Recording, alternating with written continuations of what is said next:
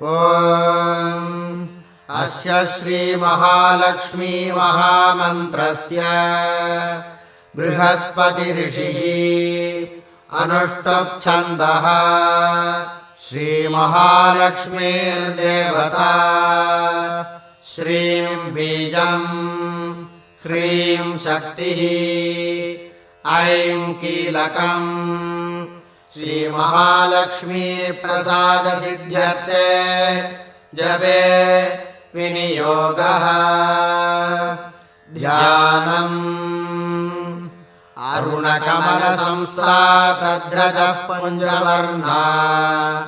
करकमलधृजेष्टा भीतियुग्माम्बुजा च